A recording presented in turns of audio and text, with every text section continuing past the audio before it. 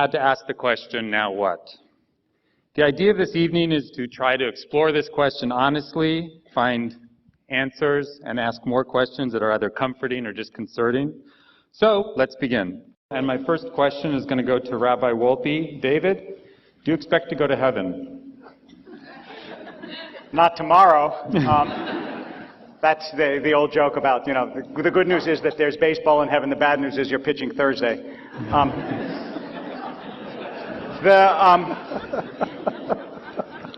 So what I would say is that part of the problem of the idea of an afterlife is that we tend to make it far more literal than it needs to be, and as a result it starts to seem ridiculous. I mean, before you entered this world, could you have imagined mountains and tuna fish and teeth and ideas and music? Of course not. It is literally unimaginable.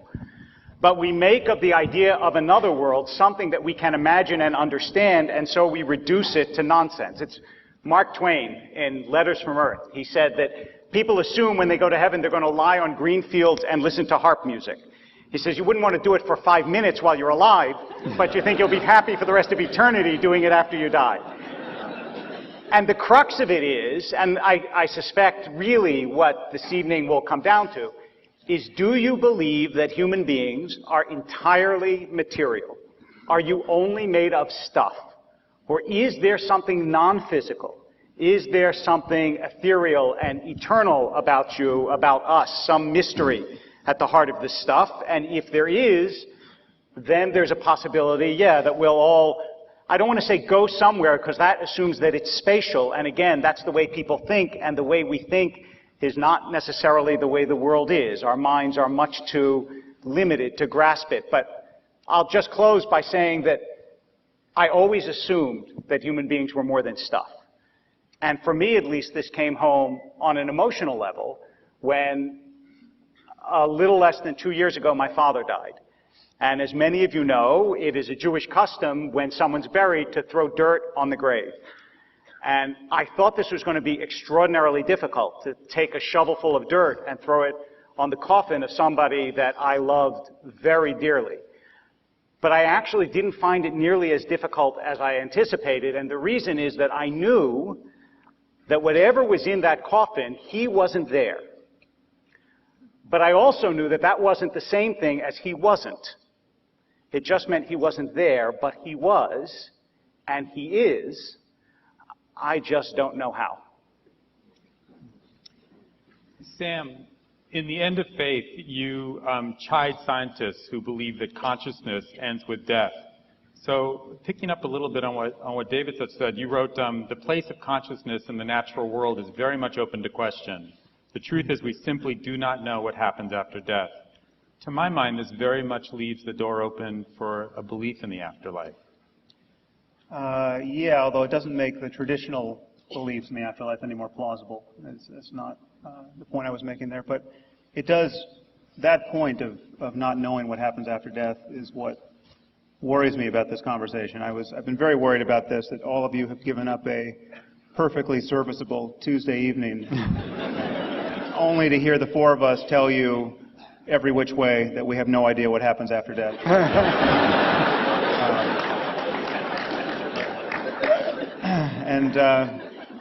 I expressed the spirit of my wife, and she was actually able to put me at ease. I'm worried, obviously, about boring all of you, and she said, nothing Hitchens does is ever boring. So I have that going for me. I think we should think about what this concept of the afterlife does.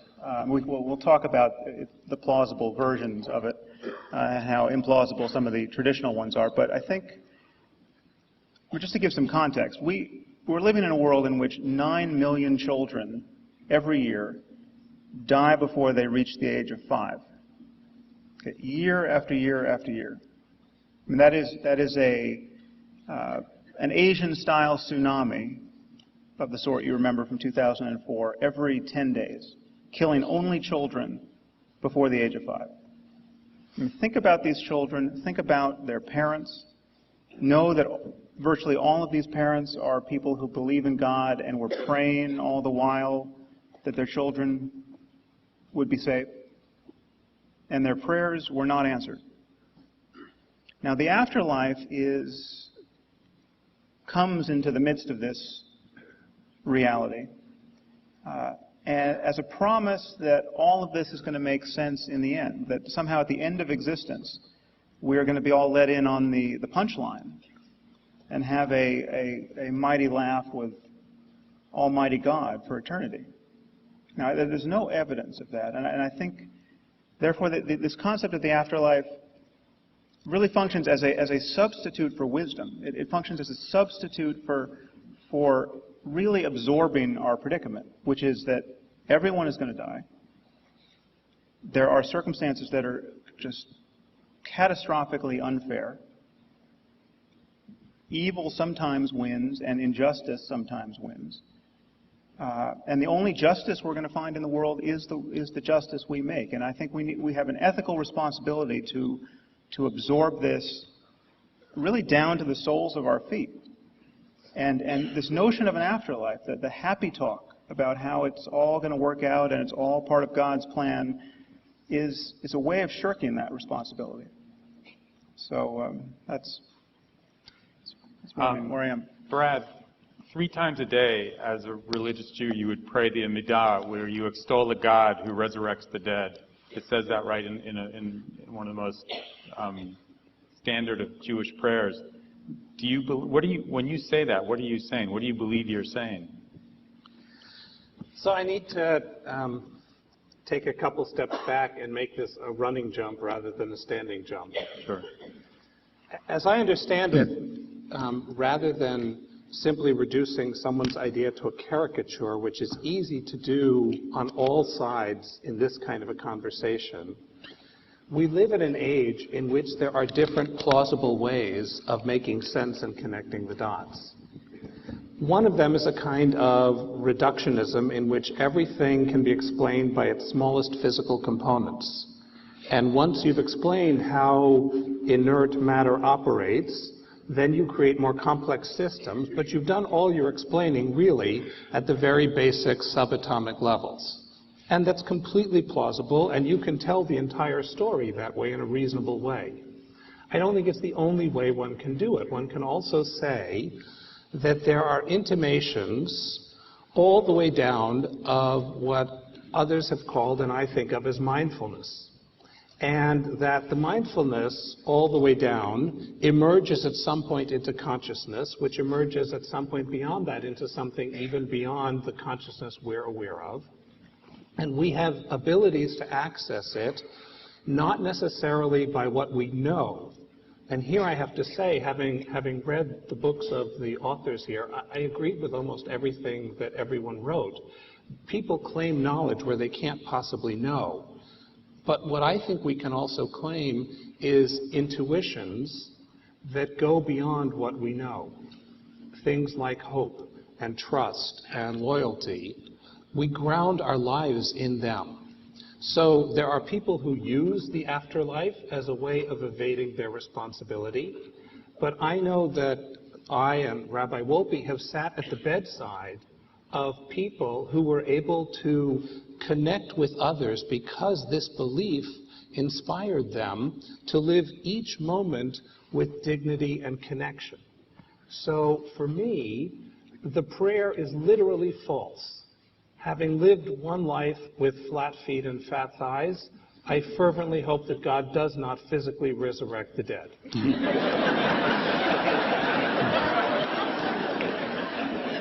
Although I will tell you, I'm one of the rabbis dancing in Gadi Levi's dance thing, so I expect to have buns of steel by the time you come back for that. But I think it's a metaphor for saying that there is a oneness of which we are an expression, and that does not cease with our death, and that in some very important way, although not one that is reducible to knowledge, I don't claim to know, but I trust that we continue beyond the grave. Thanks. Christopher, what's wrong with that? If a belief in the afterlife helps one, as Brad said, deal with the inevitability of death, maybe this is a good thing. well, then anything that made you feel better would be okay, which I'm sorry to say I think is a contemptible viewpoint. Here's the problem with the afterlife fantasy. It's the same as religion in general. If you can't hear, I hope it's not my fault. Let me just move the mic. Why don't you hold it? All right, how's that? Okay. Well, not to duck the opening question, give myself a chance to repeat my answer. That would mean that anything that made you feel good or better was fine, which I think is a contemptible position, I'm sorry to say. And it would be as good as drugs, for example. And I don't believe, and in fact Marx never said, that religion is just an opiate.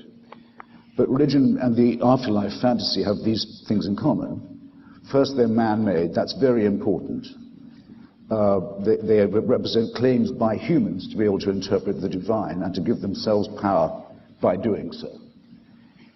We all admit we don't know. That's because we can't know. So the people who have to leave the island right away are those who say they do, who for centuries have tyrannized and still do millions of human beings by claiming to hold the keys of heaven and hell.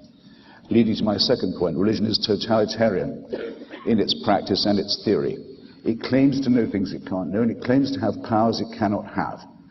It says if you make the right propitiations and the right donations, you may get paradise, and if you don't, you may get an eternity of pain. That includes, by the way, the souls of unbaptized children of the millions who Sam mentioned.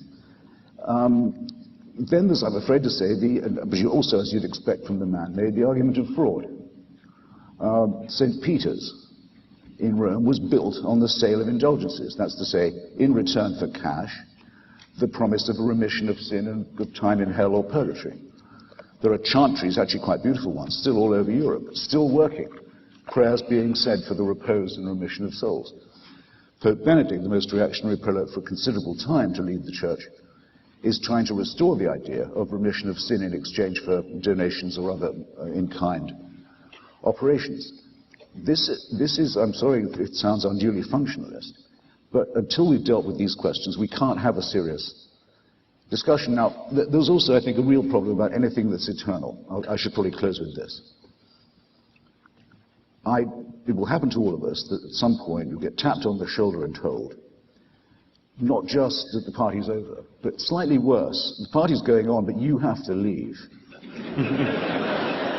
and it's going on without you. That's the reflection, I think, that most upsets people about their demise. All right then, because it might make us feel better, let's pretend the opposite. Instead, you'll get tapped on the shoulder and told, great news, this party's going on forever, and you can't leave.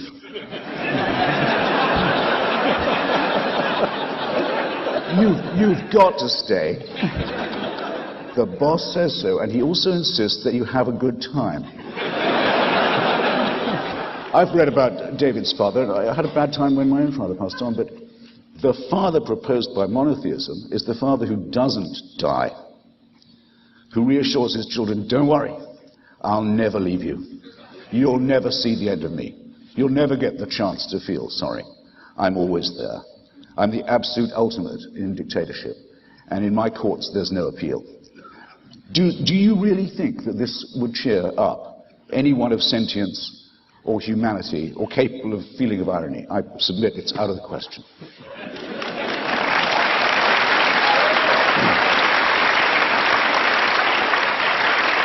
I just want to say I was completely with you until the end when you got silly on us. And the reason I say that is because you speak about God in the same way that you would speak about a human dictator as though they were equivalent.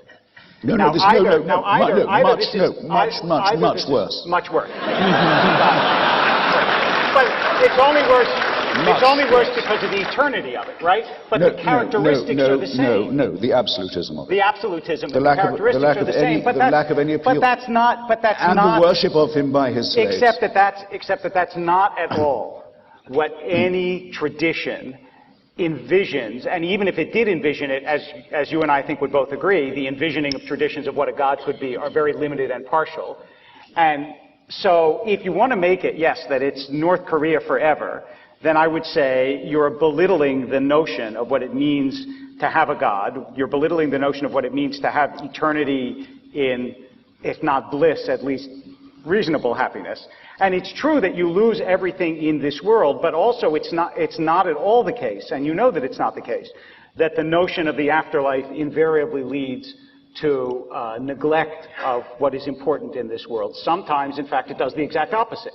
You can take large swaths of belief. You mentioned Marx. Communism, for example, which repudiated the idea of the afterlife and therefore thought you have to create utopia here, and it led it to horrendous misdeeds throughout the 20th century. So the belief in the afterlife can be totalitarian and terrible, but so can the idea that there's nothing after this world and therefore you have to perfect human beings here. It can work both ways. I wanted to ask you, Christopher, do you really believe that dead is dead? You don't believe in any kind of consciousness going after death? You believe dead is dead? Okay. The survival of consciousness independent of the brain, which Sam knows more about than I, and we're getting better acquainted with, is quite different from the religious belief in a mandated path by which you can follow or not follow, leading to reward and punishment. Completely different. It's different in the same way as, say, spiritualism was, which wasn't really a religion, but was a very strong, fraudulent movement that not coincidentally flourished after the First World War in the hope of putting people in touch with dead relatives and so forth. Not one single interesting thing ever got said from the other side. Fascinating, you know. Burblings from the beyond, but millions of people pitifully paid attention to it. I guess my answer has to depend on David's point about stuff. We actually know a great deal more than we ever did, than any of our predecessors did, about what stuff we're made of. We know that our DNA gives us enormous amounts in common with other animals, huge amounts. We know that stars had to die. Larry Krauss makes this point very well in his lectures on physics. Stars had to die. One every second blew up, and is still blowing up since the Big Bang. We're made, if you want to call it pretty, from stardust. Or nuclear waste, depending on your, on your analysis. But there's absolutely no reason to think that those molecules would be worth reassembling, that they will rejoin, as do the animals. And as have done the species we didn't know about till recently, the other human tribes, the Cro-Magnons, the Neanderthals, the ones that aren't even mentioned in any holy book, they only died out about 20,000 years ago. Who has heaven and hell for them? It's as likely for us as it is, I think, for any other dog, whale, or bacteria. Well, and no more than that. Sam, what does it mean when you write that you think that consciousness may indeed survive? Well, there are many odd ways in which consciousness could survive, and you can make a philosophically respectable argument that consciousness could survive the death of the brain. It's by no means the majority opinion in neuroscience or philosophy that it would. For instance, there's a philosopher at Oxford, Nick Bostrom. This is one of the weirder arguments, but still more plausible than the arguments you get from religion. Nick, there's actually very little you have to assume to make this seem somewhat robust. The argument is called the simulation argument, and he argues that we are all very likely not living in a real universe, but living in a simulated universe. And we are being simulated on the hard drives of computers of the future. Now he gets there with a few simple steps. You simply have to acknowledge that consciousness is at bottom the result of information processing at the level of the brain, and there's nothing magical about brains. It could be information processing in a computer of the future. Most scientists think that's true. They don't think there's anything magical about the wet stuff in our heads. And that consciousness is at some point going to be instantiated in computers. Then you simply have to grant that humans of the future will run simulations of the past in the way that we run simulations, Sims games, and And then there's just one short move, that simulated universes, almost by definition, will outnumber real universes. And therefore, we are a lot more likely to be among the simulated ancestors than the real ancestors. Now, again, this everyone acknowledges it seems a little crazy, but the assumptions that you have to take on board are not so weak.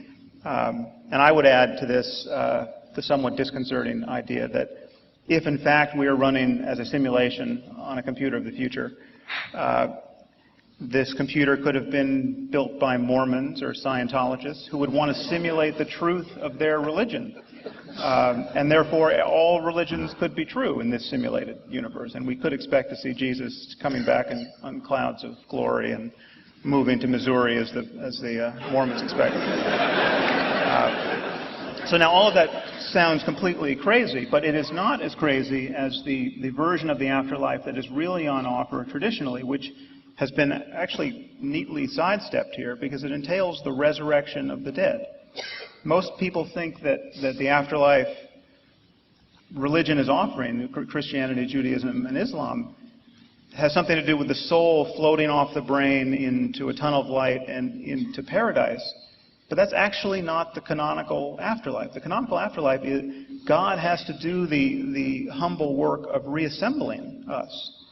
And I don't want to take more than my allotted time here, but I think we should talk about just how implausible that vision is, because that actually is the vision of Judaism and Christianity and Islam. I just want to make one quick addendum. There's also, who I thought you were going to talk about, is Galen Strawson. I mean, another Oxford philosopher who says that consciousness is actually so impossible philosophically to figure out that it must be that it exists even in inanimate matter, even though it doesn't seem that way. So I don't think that it's, but let's leave aside how difficult consciousness is to figure out without some sort of either strange hypothesis or spirit.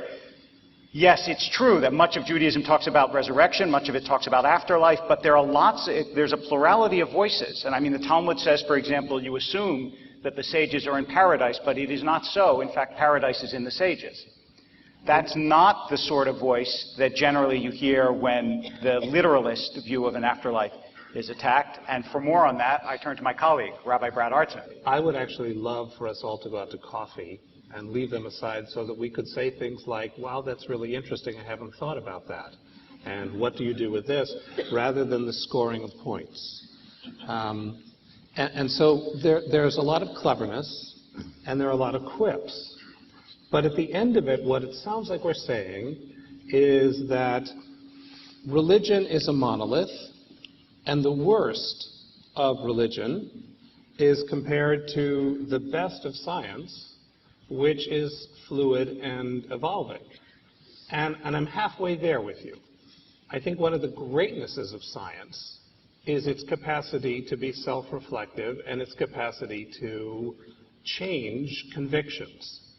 But the wreckage of scientific error is fairly impressive, and the diversity of religious thought is also, I think, undergirded, unfortunately, I think in part because we all had bad religious education as kids and we're still in recovery. So, but Bradley, I want to accept your challenge, but what do you, I mean, is Maimonides the worst of religion? Maimonides came right out and said you have to believe in the resurrection as a literal yes, and truth. Maimonides also said that what I've written in my book is disguised so that people will, if they need literalism, latch onto it and miss what I'm trying to say. And he also said that we call the world to come because we don't experience it during this lifetime, but eternity exists at the present.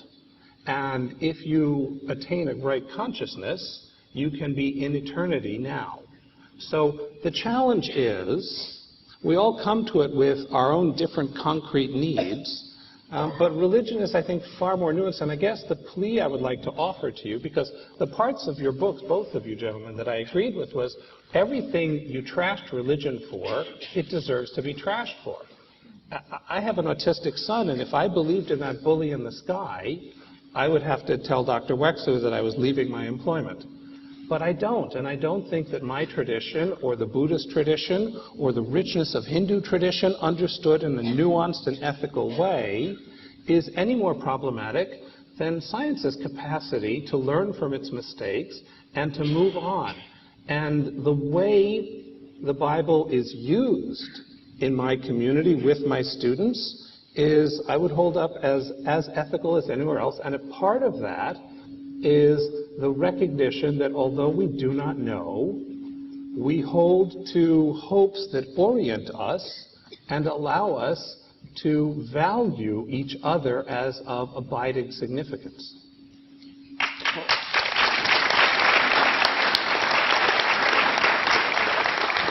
Which can be done by anyone who repudiates the supernatural.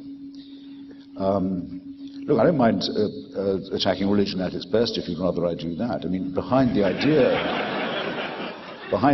of judgment, remember, which is part of the deal of the afterlife and the reward of heaven or hell, is some rough concept of justice, that there's an equalization of the odds against which we struggled when we were alive, that the tears are dried, and that the wrongdoing is punished. Very, very old wellspring of human aspiration. Why do the wicked prosper? I would really like to know. And why, as Hamlet says, so much contumely is heaped on the patient and the meek. Now, the reason why Sam's Oxonian friend disturbs us when he elaborates his theory is we don't like to think that we're just digitized by someone else's brain, that we're rats in some maze, someone else's maze. Nor, though, rather interestingly, do we like to think that everything that happens to us is random. We repudiate both ideas. They're both equally distressing. But the reason why I started with my totalitarian point is this. Take the case that I still can't get out of my mind. You remember reading about it. The woman in Austria who was kept in a cellar by her father for 30 years and raped every day and bore him children who he raped also. Picture how she must have prayed, how she must have wearied heaven with her prayers, and how accidental was her release that we even know about. You're told those tears will be dried, that will be compensated. In other words, that has to mean her suffering was part of the plan. We let that happen. Yes, we did know. We do take responsibility. That was part of the design, but it'll be better later. I think that makes her suffering meaningless, and in fact rather obscene. We'll do that to her, but we'll make it up later on. Take another great Austrian, now deceased, born in Braunau on the Inn, and dead in May, I think, 1945. Yes, that was all part of the plan too, but believe me, we'll see to it that he's punished for it. Now, if you don't mind my saying so, Rabbi, that kind of thinking seems to me to materialize both the worst in the concept, the horrible idea of the human being as an experimental object in a design that's opaque to us, where we're played with, and to maximize the horror of randomness. To pick one Austrian, make him very nearly the ruler of the whole of Europe, another Austrian, and keep her as a prisoner of her rapist father for 3 decades. And that's all part of the plan too. So it's maximizing chaos, and it's maximizing tyranny and deliberate cruelty. And that's why I think reason has to repudiate this whole means of thinking.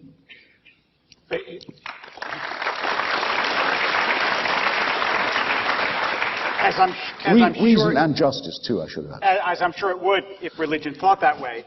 But it doesn't, in fact. Wait a minute. No, wait. Dave, I'll give you your time here, please. Okay. That's the move that's really not open to you. If you want to change the subject to a truly purified wisdom tradition that is non-dogmatic, that's just open to mystery, you have to... No, I'm not going to do that. Okay, but if you want to follow the path... You have to hear the move before you repudiate. No, but I think you're taking the move that Bradley... You think so, but I might not be. Well, let me just tell you what I heard you do. Okay, go ahead. You just said religion is not the way Christopher suggested it was, and in the vast majority of cases, it is. And so you have to at least admit that we are not caricaturing religion.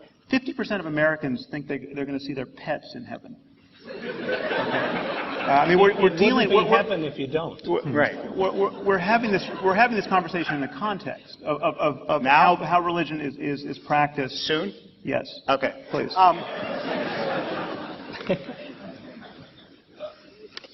there are strains of religion that are deterministic and say that everything that happens in the world is a plan. There are. Calvinism, for example, does that. In Judaism, that's actually very rare. There are a couple of notable thinkers who say that, but almost no notable Jewish thinker believes that what happens here is preordained by God. And in fact, free will and the free will to do horrendous things is built into the system and is the prerequisite of the chance of human beings to both sin and also to do wonderful things. So when you say that God made this man do this, that's all part of the plan, and she's going to be rewarded in the afterlife for the horror that God inflicted on her here, I can, with all good conscience, say, look, I'm not going to speak for the pet envisioning Christians that you speak for. But I will speak certainly for my own tradition and say that that's not actually what Judaism believes. It's not what almost any major Jewish thinker says, and I wouldn't believe it if it did say that. So that's a great cafeteria to be shopping at. Take your pick. What do you mean, take your pick? I just said that almost no major Jewish thinker says that, and if they did, I wouldn't agree with them. Both of you, confronted with Sam's perfectly clear attribution of the words of the Rambam, you said, well, it's as likely that paradise is in the sages as the sages are in paradise. I didn't say it, the Talmud did. Yes, right, the Talmud said. And your colleague says, Maimonides writes in order to be misunderstood, and it's deliberately, which is, by the way, I quite agree with the Straussian reading of him that says that that is so. But this is a guide to the perplexed. What you're saying is he wants to intensify perplexity. Welcome to Judaism. Yes. He also, look, when you say, for example, you have this smorgasbord of options let me give you a little sample of how Rambam thinks. When it says, for example, in Isaiah that the lion will lay down with the lamb, right? And you know Woody Allen's line that the lion will lay down with the lamb, but one of them won't get much sleep. So, no, the lamb, actually. So Rambam says this is not to be understood literally. It means big nations and small nations will dwell together in amity, and you should not think that the order of nature will be overturned. Now, I didn't invent that. It's right there. I can show it. It's the end of Malachim. It's the end of the code of law. And he has a sophisticated understanding of religion. If you say to me, are there people with an unsophisticated understanding of religion? I have no doubt that there are. I even know a few. But you're not sitting with them on a stage. And I don't think it's actually, I don't understand my task to be to defend understandings of religion that I don't adhere to. So I'm happy to argue with you what I understand about religion, but obviously, if I thought mainstream Christianity was the way to understand religion, I'd be a mainstream Christian. Right. And I'm not. Okay, I want to make 2 points in response. I just want to kind of show you all how the sausage of faith gets made. Or at least argued for. I see 2 problems with what you just did, and perhaps you're aware of them. One is that Maimonides actually said that this could not be understood allegorically or in any other way, but literally he came back 25 years later after he had been misunderstood in the Guide to the Perplexed and wrote, I think in his commentary to the Mishnah, that the resurrection is a literal truth, has to be believed in. There may be some caveats there in his theology, but he was talking about bodies being reanimated. The other issue is you made this sort of artful move to the free will loophole. You said people have free will. If a man wants to lock his daughter in a dungeon and have sex with her, God has allowed that because he's given us this rather diabolical freedom. That doesn't cover all of the other suffering for which only God can be responsible if he exists. The 9 million children I just talked about dying every year through cancers and violence and accidents and lack of access to clean water. And this is God's fault if God exists. I mean, either he can do nothing about this, or he doesn't care to. So either he's impotent or evil. I mean, this is the problem that the free will doesn't get you out of. David and Brad, I wanted to pick up on that point in the context of this afterlife issue, which is if you believe in a just God, how could you not believe in a world to come where the good receive benefits and the evil are punished? Look, the challenge here is everyone has great clarity in the God they don't believe in. And I don't believe in that God either. Right? So, Well, then what's God? But so how do you tell us how you understand gratuitous misfortune visited upon the innocent? Like being in a debate like this. Oh. My condolences. Not forgiven. So, look. This is a talk I give to first-year rabbinical students and congregations all over the country. It is a medieval mistake based on Aristotelian thought that God has to be a simple, unmoved mover, and thereby eternal, omniscient, omnipotent, and omnibenevolent. Right? Those are terms that don't exist in biblical or in rabbinic Hebrew. So I apologize for the way the philosophers kidnapped the traditions, but it's not in the Torah. There is no Hebrew word for omnipotent, meaning all-powerful, and the concept is a nonsense concept. So you're saying God doesn't have the power to change these things? Yes, of course that's what I'm saying. I'm saying that what God has is a different kind of power than the power of the dictator that Christopher Hitchens and I both despise. And that what I look to God to be is a persuasive power, more comparable to a teacher or a lover or a parent who teaches and inspires you to be the best by seeing your potential and by giving you the vision and the power to rise to it. But I don't believe in a God who breaks the rules or who can intervene or who can do magic. And the challenge here, wait, may I just say one more thing before you leap on me? Sure. It is the 125th anniversary of the birthday of Alfred North Whitehead, my Rebbe. And so in his honor, I tell you the following Hasidic story. The story is told of the Kutzker Rebbe, one of the great masters of the Hasidic tradition, who, walking past someone's home, sees that they're so impoverished they don't have the capacity to have a Shabbat meal. And so he prays for her to have a Shabbat meal magically bestowed upon her. I mean this only metaphorically. And no actual chassid involved in the story itself.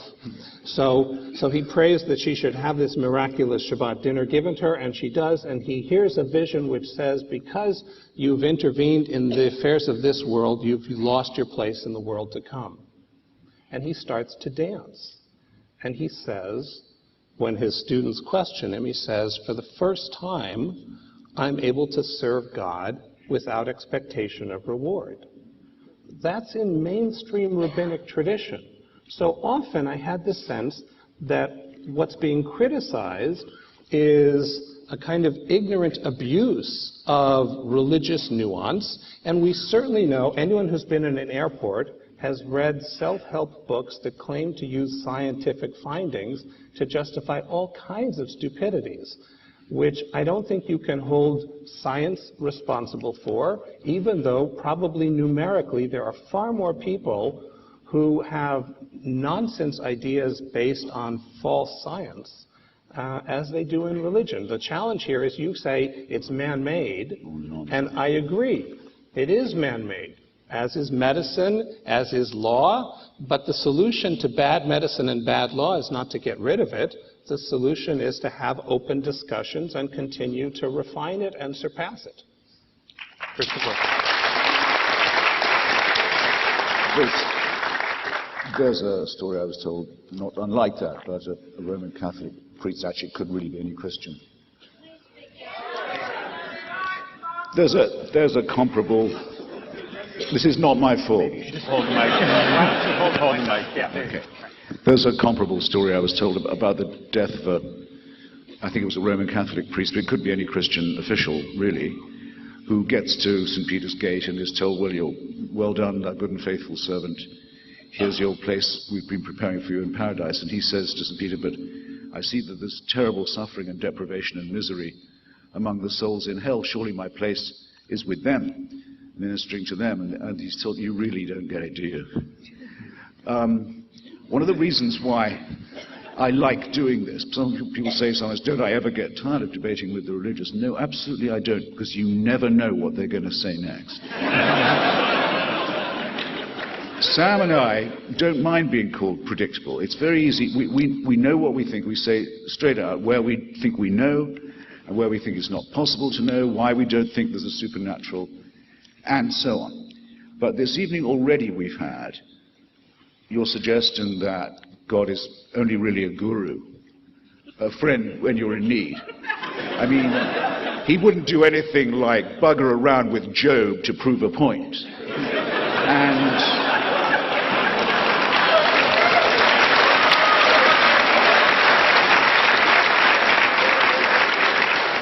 which, if I now tell you, well, that must mean that that book is not the Word of God, you'd say, well, whoever believed that ever was the Word of God? Let me just tell you something. For hundreds and thousands of years, this kind of discussion would have been in most places impossible to have, or Sam and I would have been having it at the risk of our lives. Religion now comes to us in this smiley face, ingratiating way, because it's had to give so much ground, and because we know so much more. But you've no right to forget the way it behaved when it was strong, and when it really did believe that it had God on its side. You know,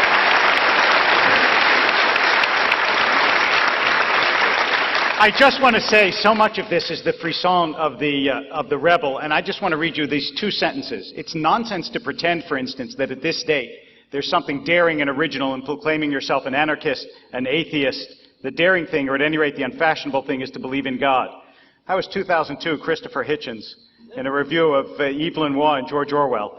And I think that there's some truth to that. It actually is very difficult to argue God in the public square these days. Since Spinoza, yes. What's that? Since Spinoza, yes. Since Spinoza, yes. Actually, since Hitchens and Harris.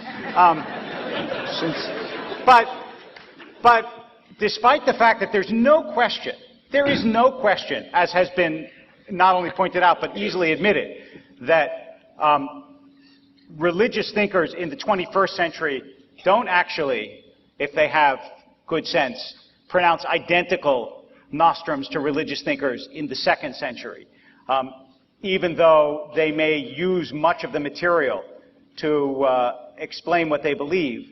The dilemmas and the essential answers are the same. And the dilemma that we're facing is the extraordinarily difficult realization that when you die, you lose everything. And that's always been true. And everyone has always faced that. And that's, have time for a really short poem? Yeah. Hausman, A.E. Hausman, has this kid standing in the town square. He says, "Good people, do you love your lives, and have you ears for sense? Here is a knife like other knives that cost me 18 pence. I need but plunge it in my heart, and down will come the sky, and earth's foundations will depart, and all you folk will die." Right? It's like you lose everything when you die. And that's always been the case. And religion, in one sense, has always realized that, which is why you get, especially in, I'll speak about my own tradition, a tremendous emphasis on making this world better. Which is why you can't build a community without what we would call essentially a welfare state in any Jewish community in the world. Because the understanding is there will always be suffering, there will always be pain, and it's the human job to ameliorate that. We're actually taking the discussion a little bit to a different level, to the consternation of some of my discussion partners, which is to say, look, you all know, for example, let's think about this not as biologists but as physicists. You all know that there's this idea in physics of multiple universes. That is, that right now there is a universe, or many of them, that parallel our own, with maybe slight differences, like maybe there's a universe where Rabbi Artson and I are winning.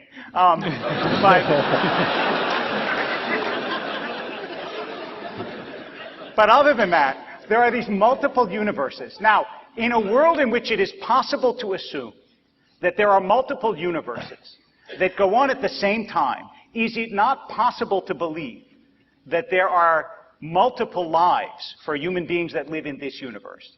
That's actually, despite the fact that I know you have many problems with religious history and religious doctrine, that's the question we were asked tonight. Is it possible that there's an afterlife?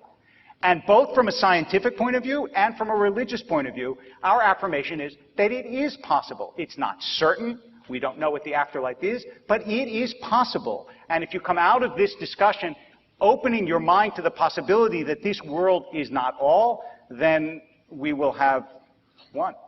David, I want to push you on that because this was actually my first question to you. What do you see that afterlife as? My answer. Jewish tradition talks about reincarnation. It talks about it does. Gilgul, But the Jewish tradition also is deliberately agnostic about the nature of it. So it offers you images. It offers you Gan Eden, the Garden of Eden, about which there's almost no description in the Bible. It says Yeshiva Shamala, that is, you get to study Talmud with God. As one of my Talmud teachers once said, for some people it's heaven, for some people it's hell. But the point is that you know, it's like what Chekhov said. Chekhov said that you only get multiple treatments for a disease when there's no cure for the disease, right? If there's a cure, you got one treatment. You only get multiple images of the afterlife if you don't know what the afterlife is. And at least in the Jewish tradition, no one was so foolish as to be dogmatic and say, this is what the afterlife looks like. I'll rest with what Nabokov has John Shade say in Pale Fire. He says, life is such a surprise, why should death be any less of one? No, it's very attractive as well as clever what David is trying to do. Saying that it's very attractive as well as very clever what David's trying to do. He's saying you could stop there. That the most saying that it's those of us who doubt the supernatural who have the failure of imagination. And good move. But there's no one who can't play this game. There could be an afterlife and no God. Why not? There could be many gods and no afterlife. There could be a God with a sense of humor where good people went to hell and evil people and evil people carried on as in his initial creation, ruling the roost. I'm willing to imagine, as Princess Leia says in Star Wars. I can quote literature and scripture too.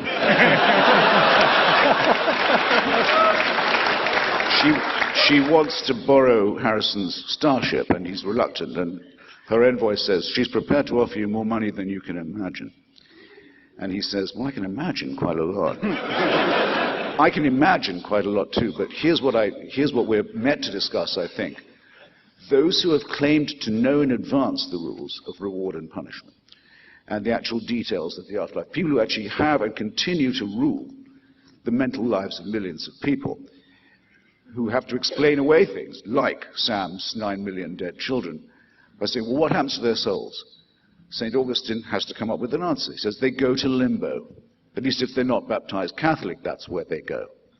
So millions of people for hundreds of years thought that's where their children were. A terrible form of sadism and mental serfdom that the church is now considering dropping.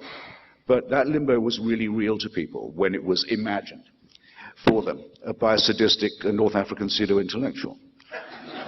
So it's not a failure of imagination to say that this use of imagination is perverse. Neither Sam nor I have said it's impossible that there be a post-life existence. We've just said that it's not knowable, not that it's not known. So surely the default position must be that it's those who have ever said that resurrection or an afterlife is a dogma who have the explaining to do.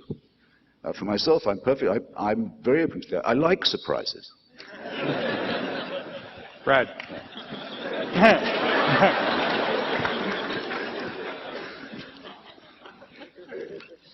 I find myself once again agreeing with everything that Christopher Hitchens said, except you thought I was clever too? Except for 1%. Except for 1%. And for me, the main reason for an afterlife is frankly not to bring justice about in this world, but I won't have time in this lifetime to read as much as David Wolpe. And I would like to read some of the references that he's able to spit out all the time in such a learned way. Look, you talk about being at a cafeteria, and it does feel to me like we're using a stacked deck. So what religion says in the 2nd century is grist for the mill, and what science said in the 2nd century is, of course, outmoded. And so chronologically, there's this monolith called religion, and then science is only responsible for right now. But even right now, there are credible physicists who are teaching in universities who teach this theory of multiverse. And there are people like Sean Carroll at Cal Poly who say, that's not science. You can't prove it. You can't disprove it. So that's nonsense masquerading as science. You can't prove or disprove dark matter or dark energy, but it does make the theory work, right? You can't get quantum gravity to fit with relativity, but they work in their own. So the challenge here is, it's a violation, I think, of accuracy to claim that what science does is only affirm what is verifiable or falsifiable. Much of science does that, and it's a very important corrective tool, as I believe it is in most religion today, which is you make a claim, you put it out there, you argue about it, you debate it. But it's not as though these are in opposite camps. So the last thing I want to just state a dissent from is I don't believe that it's that religion lost because science won, because many of the people who have given us the Enlightenment and science were themselves motivated by a desire to read God's text, which is the world. So is there a lot of nonsense that is proposed in the name of religion? For sure. Is it egregious? Absolutely. Every criticism you've made, I think, is despicable and accurate and dead on. But that doesn't taint religion as a whole any more than the notion that you can measure people's craniums and look at their racial feature and then put up a hierarchy of human mattering, which was tenured at Harvard University within the past century, discredits science as a whole. There is every human enterprise that is capable of egregious mistake and of brilliant insight. The last thing I want to say, really the last thing for now, is if you insist on reading Shakespeare literally, then he also would be a dunce, but you would have missed his greatness. And some of the greatest literature in the world, billions of people have thought, were religious literature. I find very inspiring much of religious literature, and I find deeply offensive much of religious literature. But it's literature made by people to make sense of the world and to chart lives of meaning and of value. I think that's good. Does this bloody work? Okay. At least it obscures my face if it doesn't project my voice. I'd like to be the first to rush to the common ground that's just been offered us, which consists of a very large and quite long admission that religion is man-made, which is our point to begin with. Thank you. I wanted to veer a little bit back towards the afterlife, or forward to the afterlife, and say, we talked a little bit about that we don't know what happens, and there could be this sense of consciousness existing out of our bodies. Isn't religion all these concepts of an afterlife? Can't we just talk of it in terms of metaphor and kind of agree that religion is the best metaphor, or has provided some metaphors for what the rest of us would call an afterlife? Is that what it amounts to? I think there's some confusion here. I think there's a real asymmetry between science and religion that shouldn't go unobserved. And there's an effort on the part of David and Bradley to not own the very clear propositional claims that have been made by every religion for millennia. Claims about the way the universe is structured. Very explicit claims about what's going to happen in the future, about what happened in the past, about what happens after death. And these claims are incompatible. So, for instance, if Buddhism is true, Buddhism purports to be true. Buddhism has a doctrine of karma and rebirth. You can be reborn as an animal. You can be reborn in various realms. If Buddhism is true, Judaism, Christianity, and Islam are absolutely false in their core claims. I mean, these are not pictures that can be squared logically. And every religion is in the business of making these claims about the afterlife and about all manner of other things. And the crucial difference between religion and science is that every religion is beholden to its literature and doesn't think, for the most part, apart from the fringe of kind of liberal intelligentsia, for the most part, people don't think it's man-made. They don't think that these are just books. If everyone read the Bible like Shakespeare, Hitch and I would be doing something entirely unrecognizable right now. I mean, there would be no problem. And so the problem we're articulating is everyone has this idea that they have knowledge about the afterlife, the end of days, the virgin birth of certain people, etc. And these are claims to truth, and they are profoundly anti-scientific because you can't edit the books. You can't edit the Quran. You can't edit the Bible. You can't acknowledge freely within the context of the faith that there are just mountains of life-destroying nonsense in these books, and that's a problem. So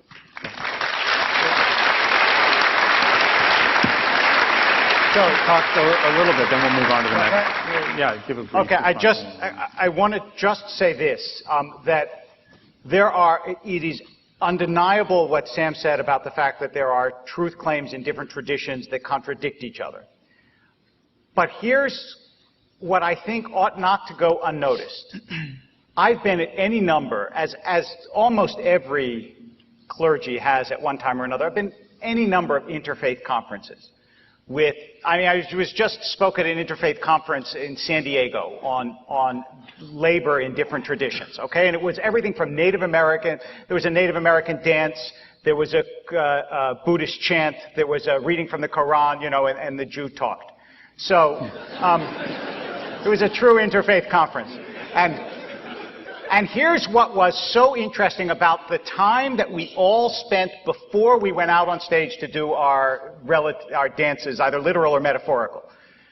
We were all talking about our traditions. We all understood that there were serious differences about part of it, and everybody there, I think in all sincerity, and not just to be nice, agreed that there was a profound core of similarity in these religious traditions, that we saw the world as more than material, that we saw human beings as having a sacred destiny, not only an occupational destiny, that we thought that kindness and goodness was the mandate of whatever force we understood to run the world. I mean, these are serious, and they are truth claims, but they're truth claims that are outside the realm of science. Science can't decide whether there is, in fact, a sacred destiny to your life. It doesn't ask those kinds of questions or give those kinds of answers.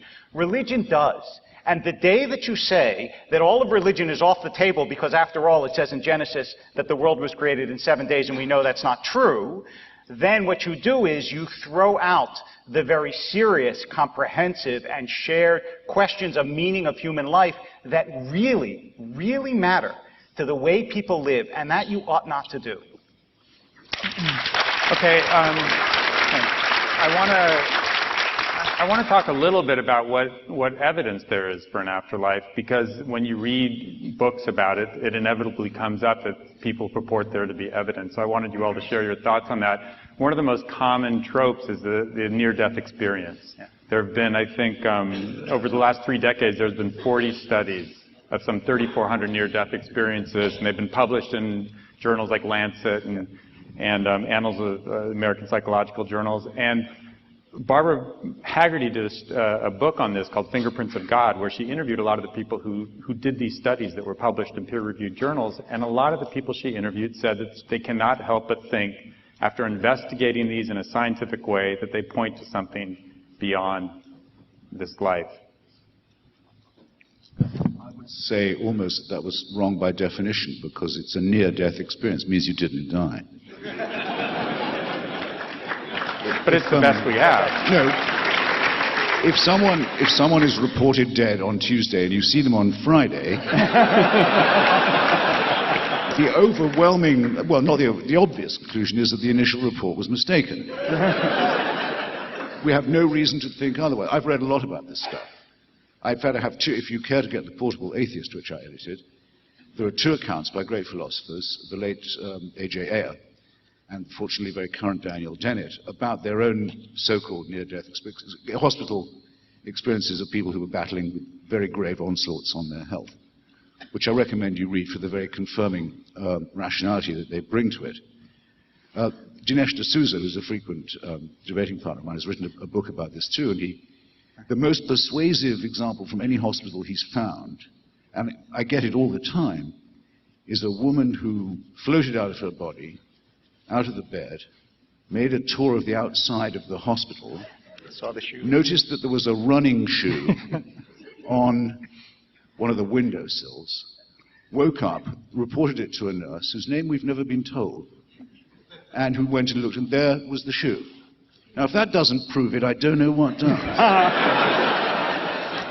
I could hardly be more reassured if I'd been told that it was able to reunite it with its missing pair. NDE is bullshit. It doesn't count. It's not coming back from the dead, nor is it an account of what happens to you when you're gone. It's what can happen to you with the help of life-preserving scientific medicine while you are still alive. I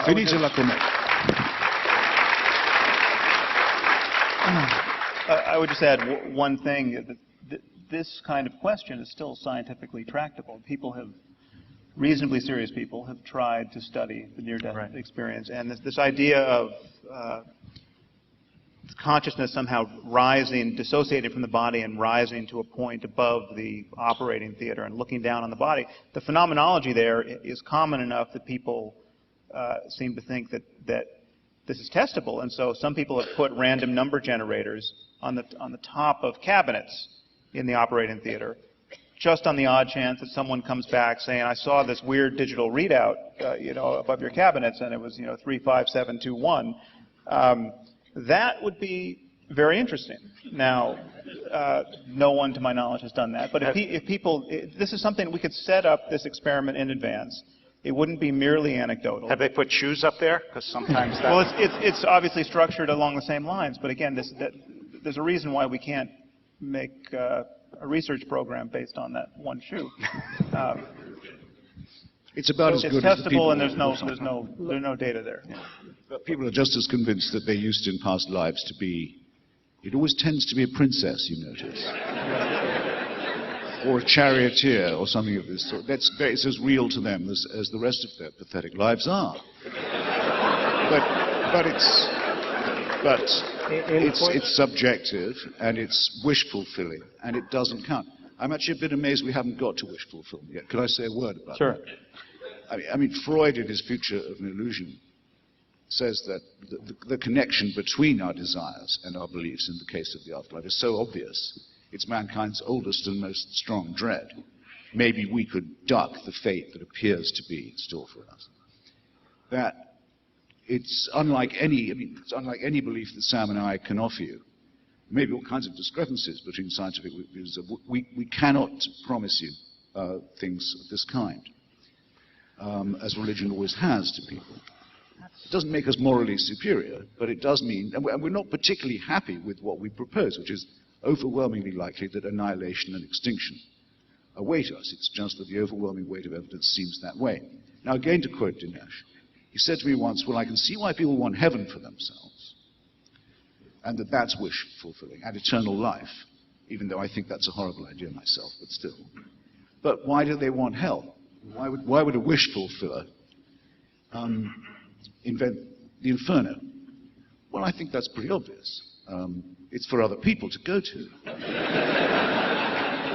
A very old rhyme among English Calvinists was, we are the pure and chosen few, and all the rest are damned. There's room enough in hell for you. We don't want heaven crowned. In fact, in the work of many early church fathers, I'm so glad to find, by the way, that anything written in the first century by religious people doesn't count. And I wish that more ministers of religion would make that concession. But Tertullian and many other Christian fathers thought that one of the pleasures of heaven, because it's always been rather hard to describe them, you ever noticed that?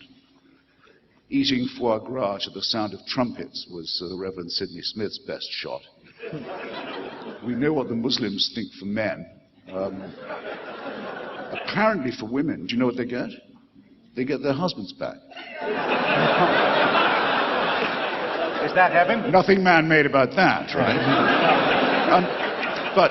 But the church, at least the Christian church, said, no, one of the pleasures of paradise is surveying and relishing the torments of the damned.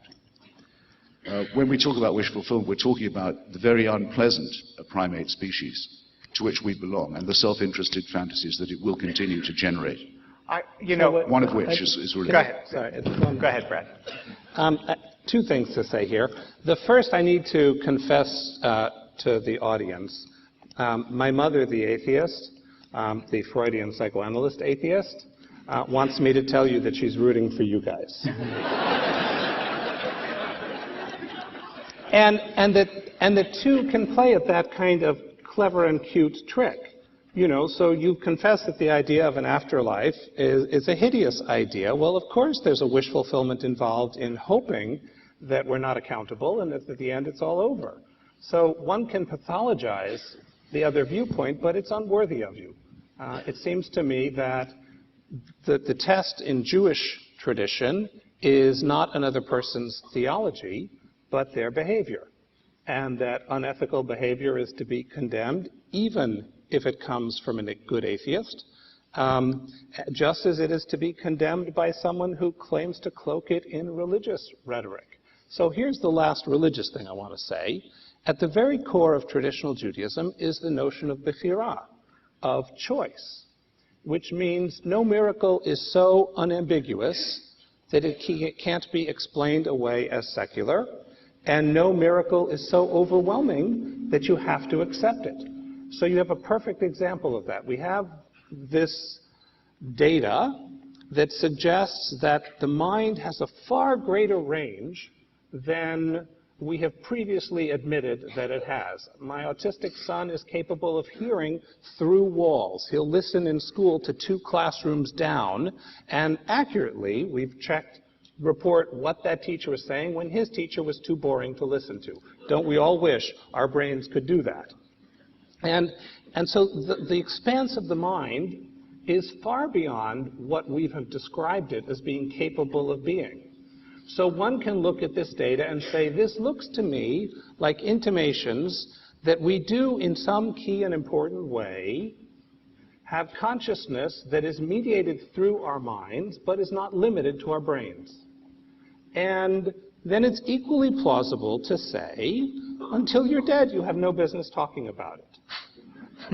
It does feel to me that the irrelevant aspect of this, and the Freudian in me looks at the animus here and says that's what needs to be accounted for, is that for many of us, hope in an afterlife grounds us and gives us direction. And the notion that my grandmother and I are not eternally separate is a source of great and abiding comfort to me. Do you believe you'll see her? If by see, you want me to walk into something literal. Well, you just said you're not eternally separate. I don't know what you mean. I'm using a metaphor because I think we are packets of energy. Look, I get that from physics as well. We are packets of energy, and I don't think those packets of energy are necessarily limited to our body. And the last thing I have to say, just to clear my reputation here, at no point did I say that first century literature was irrelevant. What I said is it's not meant to be taken literally. I want to piggyback on what Brad said. That's not what it said. We've gone around this several times. Almost every time that Christopher and I have debated, which is now several times, I've made this same point, but obviously to no effect. So either the point is not good or the point is not good. But I want to make it anyway. Listen, when someone explains their own beliefs by reason and explains your belief by psychology, you actually don't have to listen to them. Because this is what happens to religious people all the time. I'm an atheist because I'm strong and rational and thoughtful. You're about wish fulfillment. And therefore, religious people are by definition weaker, less sophisticated. We understand, you shouldn't be religious, but I understand you need it. There are people who believe in the afterlife who are weak and fearful, and people who believe in the afterlife who are courageous and strong. There are atheists who are weak and fearful. There are atheists who are courageous and strong. It is an unworthy argument to say that someone believes in something because of wish fulfillment as opposed to someone believes in something because it makes sense or it doesn't make sense. That's not the way you ought to argue about religion or anything else. David, Bradley just said that his belief in an afterlife is predicated on the effect this belief has in his life. It gives him hope. He finds it immensely consoling. Is that why you believe in the afterlife? I'm just curious. No, but it is one of the benefits of it. Okay, right. so it has a consequence, but that doesn't mean that that's why. Look, I find it enormously consoling and wonderful to think that my daughter loves me. But I don't believe it because I find it enormously consoling. I believe it because she does. Okay. She's a teenager. You do, right? Okay, just a little empirical verification there. I mean, there's a false assumption about science operating here. Science is not in principle committed to the idea that there's no afterlife or that the mind is identical to the brain, right, or that materialism is true. Science is completely open to whatever in fact is true. And if it's true that the consciousness is being run like software on the brain and can, by virtue of ectoplasm or something else we don't understand, can be dissociated from the brain at death, that would be part of our growing scientific understanding of the world if we could discover it. Now, and there are ways we could in fact discover that if it were true. The problem is there are very good reasons to think it's not true. And we know this from now 150 years of neurology, where you damage areas of the brain and faculties are lost. And they're clearly, it's not that everyone with brain damage has their soul perfectly intact. They just can't get the words out. This is everything about your mind can be damaged by damaging the brain. You can cease to recognize faces. You can cease to know the names of animals, but you still know the names of tools. I mean, the fragmentation in the way in which our mind is parcellated at the level of the brain is not at all intuitive, and there's a lot known about it. And what we're being asked to consider is that you damage one part of the brain, and the mind, something about the mind and subjectivity is lost. You damage another, and yet more is lost. And yet if you damage the whole thing at death, we can rise off the brain with all our faculties intact, recognizing grandma and speaking English. Now,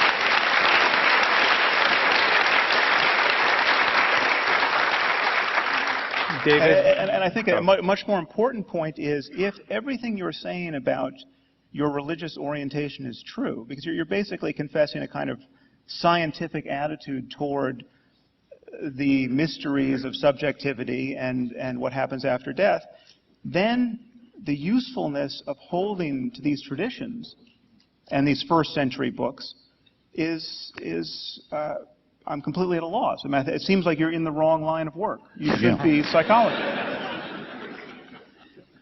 And I'm sorry to say, David, that your shorthand account of our disagreement is a little self-serving. A little deceptive.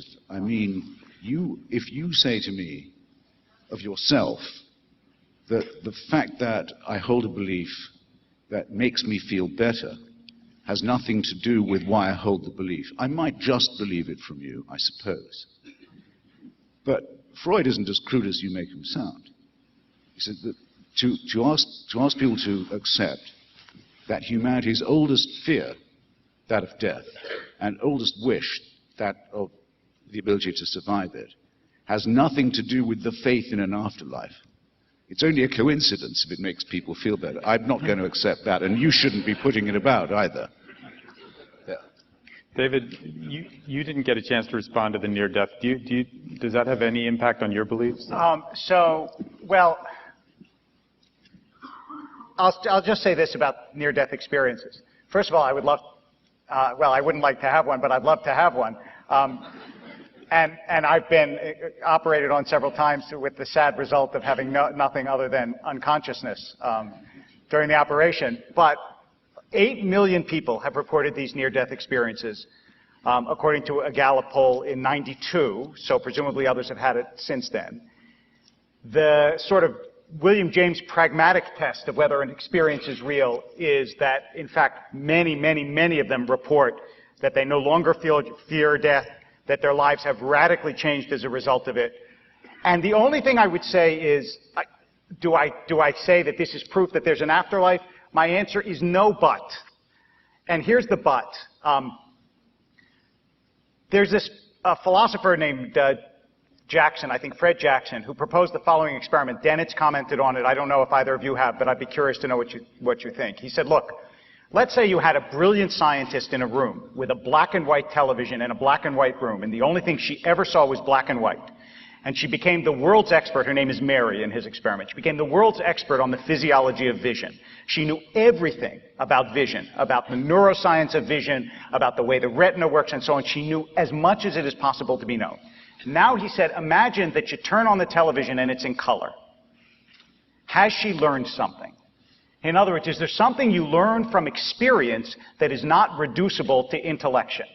And my sense is yes. She would have learned something if all of a sudden she saw colors that she could not have known if she was an expert in the neuroscience of color. Someone who has a near-death experience is saying to us, I actually learned something from the experience that you can't reduce to this is some kind of trick that we don't understand yet that your brain did. I'm not willing to say that it's proof of the afterlife, but I'm also not willing to dismiss it with a few laughs and say that all the millions of people who have this experience and have felt that it gave them important information about life are wrong and foolish.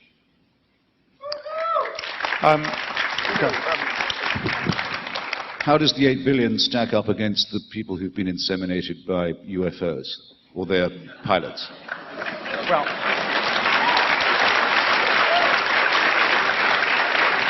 I think there's probably some overlap. Or the many. Let me tell you something. Or the many. The many. I mean, I don't know. It's certainly nothing compared to those who've seen the Virgin Mary's statues move or bleed. Nothing like. But does that mean you believe that they, in fact, didn't have such an experience? Is that what you're saying? No, I think that their experiences are real to me, to them. All I ask is that they keep it to themselves if they possibly can. No, I mean, I knew very well a man named Hugh Montefiore, who was one of the only 2 Jewish boys at an English boarding school, until one day Jesus of Nazareth came into his room and said, "Follow me," which he did for the rest of his life. He ended up as a very senior member of the Church of England, and a bishop, in fact. In fact, the Bishop of Birmingham, which, by the way, is the first line of a limerick. And acted throughout as if that was as real to him as anything could be, and wrote some very interesting books indeed. And terribly upset the only other Jewish boy in that school who was left as the only other Jew. But yes, of course I have to grant that these things are real to him.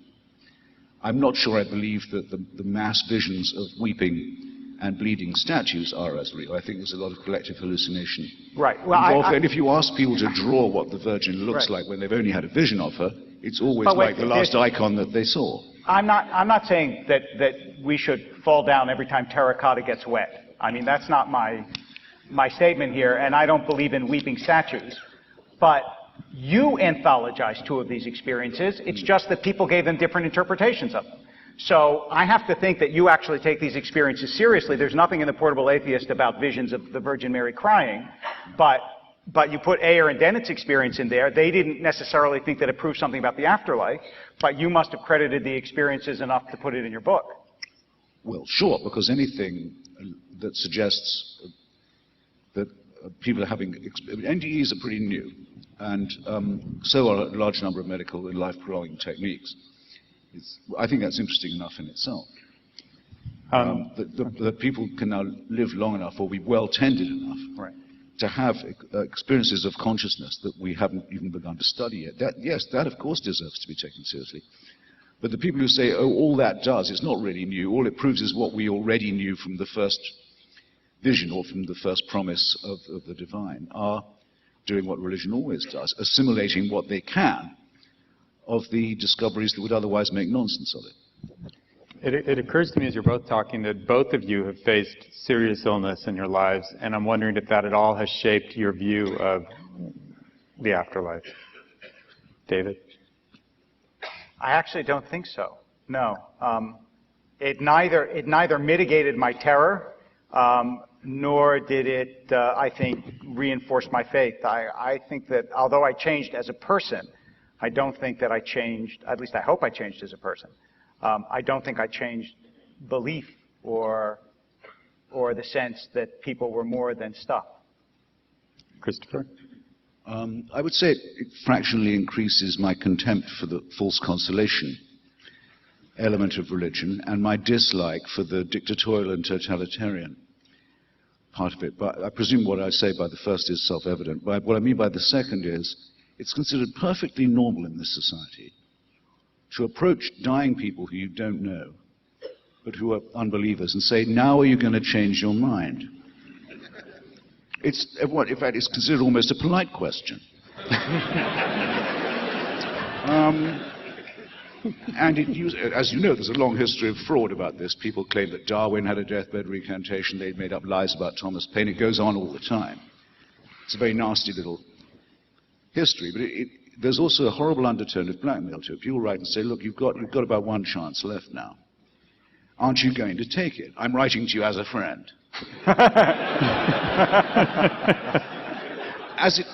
They've even tried it on me when I've been very ill and I haven't had quite the vinegar I'd like to have had in a hospital bed. I don't mind. I can take it. But I think there are a lot of people older than myself, iller than myself, perhaps at the risk of seeming conceited, less educated than myself, to whom that's a horrible experience. It's very depressing and alarming to be spoken to in that way. I mean, if Sam and I were to form a core of people to go around religious hospitals, which is what happens in reverse, and say to people who are lying in pain, say, did you say you were Catholic? Yes. Well, look, you may only have a few days left, but you don't have to live them as a serf, you know. Just recognize that was all bullshit, that the priests have been cheating you.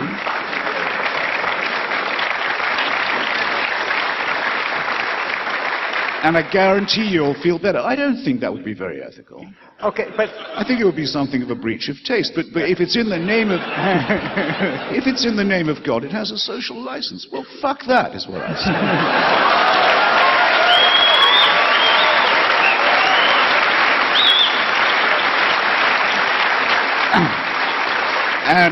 And will say, if it's my last breath. Thank you.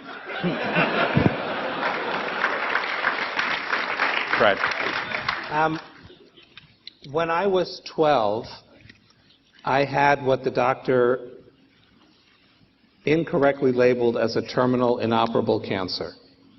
And the first procedure by which they discovered that was as humiliating a medical procedure as a 12-and-a-half-year-old boy could possibly go through.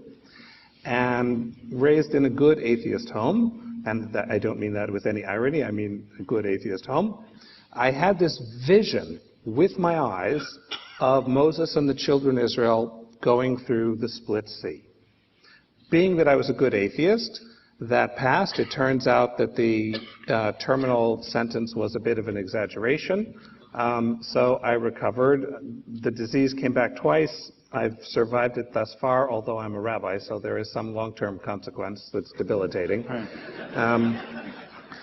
I was a chaplain at Sloan Kettering, walked into someone's room, and she said, looking at this little 25-year-old kid, you know, what the hell can you possibly say to me? You've never had cancer. And I blurted out, I did too, which was the first time I ever consciously was aware that I had had cancer, even though I had gone to cancer wards and whatever. My point here is that mystical experience did not make me a believer. I didn't have a thing to put it on until I became a believer for other reasons. And then I remembered it and went, oh yeah, there was something there. So the challenge I would like to make is I think that in some important way, we really need to become allies. If you'd like to see me as a psychologist, and I need you to write a short note to my mother before the evening is out, because that will please her no end. You know, I also want to say that I think that that kind of militant literalism is equally offensive and problematic on both sides. I don't recognize myself, and I will say here in this audience that neither Rabbi Wolpe nor I are marginal to the religious experience of the Jewish community here. So that may be both good news and bad news for you. It means you actually have what I think of as secular religious people who are your allies in everything except for the finish line, and that may hurt book sales. Well, it's to some degree an artifact of Judaism. This is not a problem that Christopher and I run into with evangelicals and Muslims. I mean, it is conceivable to be a Jew and be even and a serious Jew, someone who takes their Judaism very seriously, and be even less religious than you are, and to say you don't believe in God, and that is just a frank contradiction within Christianity and Islam at the moment, and it was a frank contradiction certainly at some point in Judaism, and certainly Maimonides seemed to think it was. I think we can concede, however, that that belief in the afterlife, or at least a profession of belief in the afterlife, gives you something to say in the most difficult moments in life to others who are losing someone or who have lost someone. It gives you something to say that an atheist doesn't have, which, if believed by the one who has just lost their child, for instance, is really consoling. I mean, there is nothing better in terms of consolation than to believe that the child you just lost is now someplace perfect and you will be reunited. Sam, what would you say? I mean, put yourself on the spot. If somebody in that moment asked you, I'm about to die, what's going to happen to me? What would you tell them? Well, I mean, I think actually this issue of the one who dies is less. Our fear of death, at least as far as I can tell from a sample of one, is not of our own death. And we all go to sleep every night and just disappear. We lose everything. I mean, deep sleep for almost everyone is synonymous with oblivion. I mean, you lose your sensory experience. You forget your life. If you never woke up, you wouldn't notice it. And this is. Many people have noticed this, perhaps most famously the Roman poet Lucretius. If death is synonymous with non-existence, there really is nothing to fear, and slipping into it may feel just as satisfying as slipping into sleep. I mean, there's just that's not what we're worried about. We're worried about the process of dying, perhaps, I mean, the process of being ill and in pain, and we're really worried about losing the people we love while we're alive, and having nothing to think that's consoling in the midst of that bereavement. I'm really glad to have the chance to disagree with you. Right. The problem is quite other. I mean, half my sex life has been lived when I was unconscious.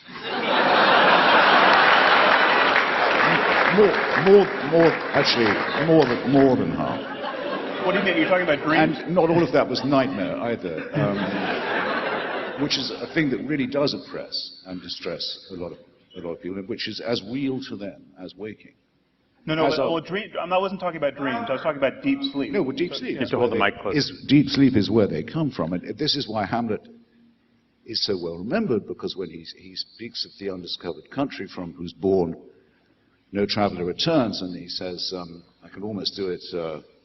Who would bear the whips and scorns of time, the pangs of disprized love, the law's delay, the insolence of office, and the spurns that patient merit of the unworthy takes, if he himself could his quietus make with the bare bodkin. I think it says, because in that sleep of death, what dreams might come when we have shuffled off this mortal coil. When I speak about annihilation and extinction, I mean just that. I mean, the screen goes blank and that's it. Right. That's surely what makes people frightened. Well, don't you think Lucretius had a point when he talked about... You're not going to know you're dead, but when you're alive and you're in deep sleep, you can. But, Hamlet says the exact opposite. He says, makes us bear those ills we have rather than fly to others we know not of. In other words, over there are going to be ills too. In other words, there is an afterlife. Okay, but you're still talking about... Yes. Oh, no. Well, his father's just come back from the afterlife. So it's clear. All right, so. Though he still wants some evidence in the next 3 scenes that was... But can we, I have just not an apparition. Since I want to be peaceful about this, Yes. can we all agree that whether there's an afterlife or not, the point of life is to live in such a way that you deserve one?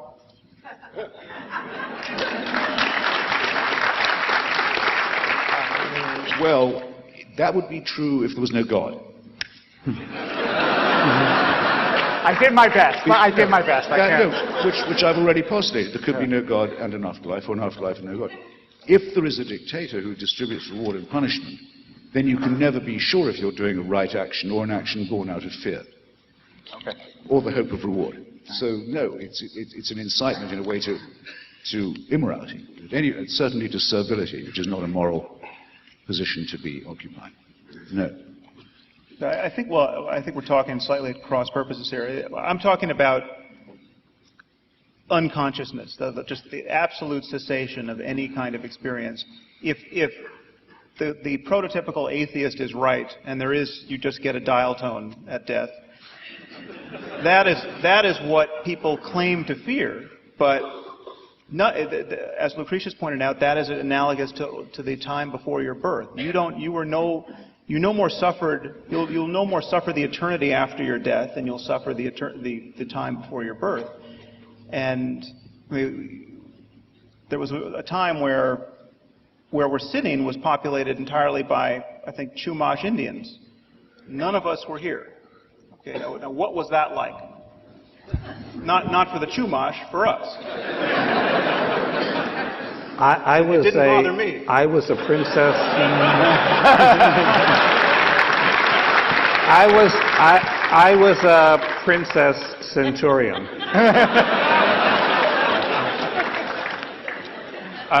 Go ahead, Christopher. On this question of your rabbinical authority, I'd also like to concede, because I would say that someone who says there's no afterlife has said they're not a Christian or a Muslim.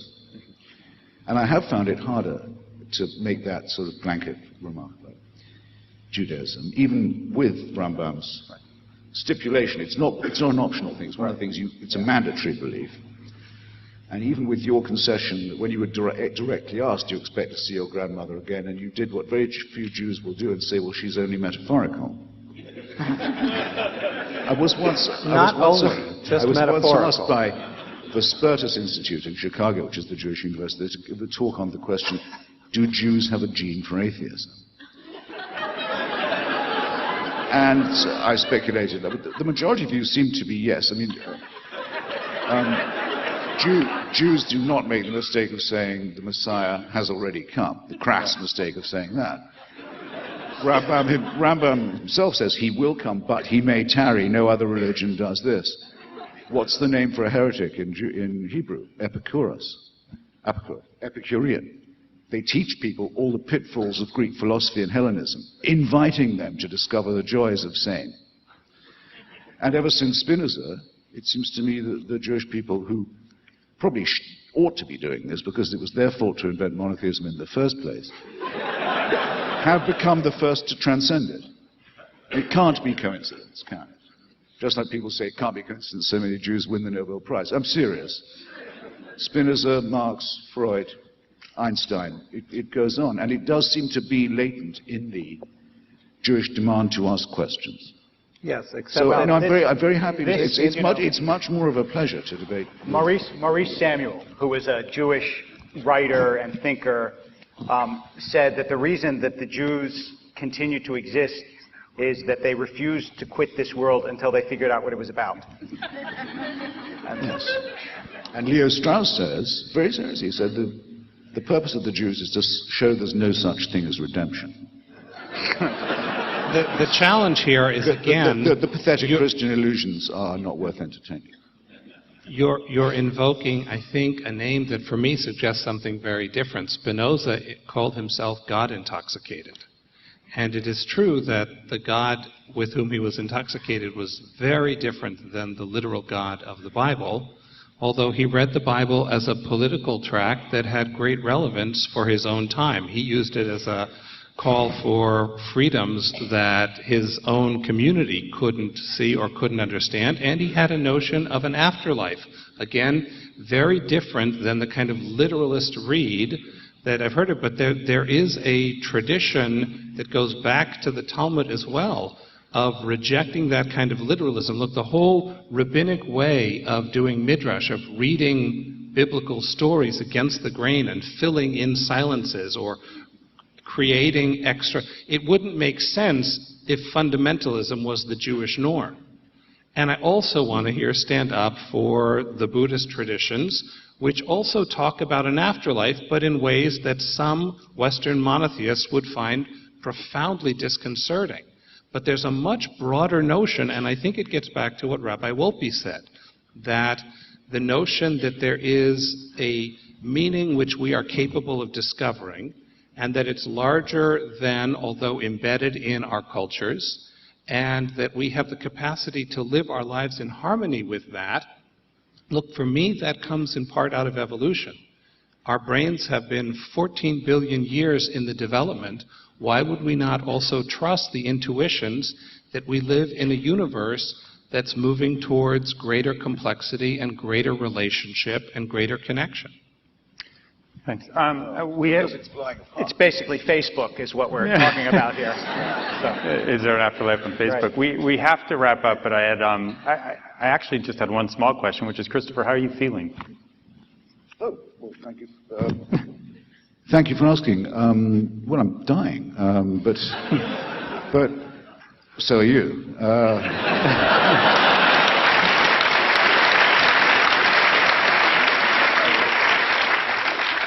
And it gives me the chance, thank you again, to repair what would otherwise have been an ungenerous omission when I was talking about the hateful attitude of so many religious people to sick people. I have had, very involved in my care, a great American, Francis Collins, who's the head of the National Institutes of Health, and who's helped me sequence my genome amazingly, and possibly find a cure for an individualized mutation from which I suffer. Francis is one of the most devout believers I've ever met. In fact, I'm lucky to be his friend because of the religion debate. He's a very sincere and devout Christian, and all he does is say he won't pray for me. And all he does is say he's never seen in his entire medical career anything that he would describe as a miracle cure.